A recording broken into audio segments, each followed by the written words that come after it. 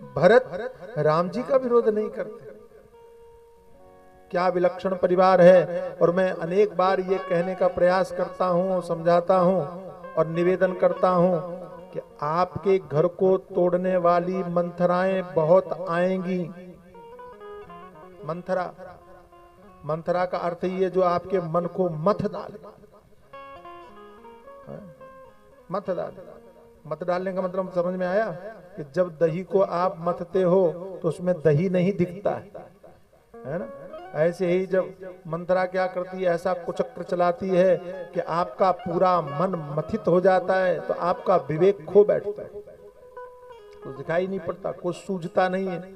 इस संसार में मंथरा प्रकृति की बहुत सारी स्त्रियां, कि बहुत सारी बुद्धियां, कि बहुत सारे लोग, इसमें स्त्री पुरुष का भेद मत समझना। जो भी बुद्धि दूसरों के घरों को तोड़ने का काम करे वो मंथरा से कम नहीं है, ये समझ लेना आप अच्छी तरह से।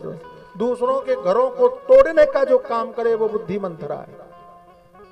और अयोध्या की लीला बड़ी विलक्षण है।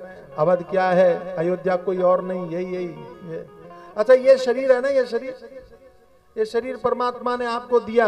अब आपके ऊपर निर्भर करता है कि इसको अयोध्या बनाना है कि लंका बनाना है।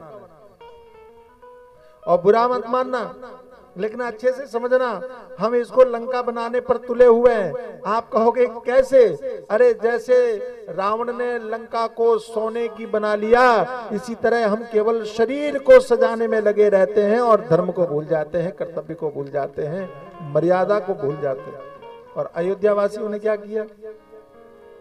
अयोध्या वासियों ने इस शरीर को नहीं सजाया, उन्होंने धर्म का पालन किया। धर्म का पालन करने के कारण अयोध्या में राम आए।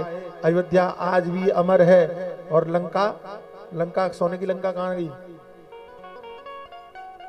सोने की लंका, सोने की लंका का निशा मिलता नहीं, जिसको रावण कहता था अपनी अपनी एक दिन, ये मेरी है, ये मेरी है। जिस सोने की लंका को रावण अपना कहता था, उस सोने की लंका का निशा कहीं मिलता है, पता चलता है, दिखाई पड़ता है? नहीं पड़ता। लेकिन अयोध्या तब भी थी, अयोध्या बीच में भी रही, अयोध्या आज भी चमक रही है और भी चमकती चली जाएगी। यह है धर्म। परीक्षा होती है, कठिनाइयां आती हैं, मुश्किलें आती हैं, लेकिन जहां धर्म होता है उसका विनाश कोई नहीं कर सकता मेरे भाई।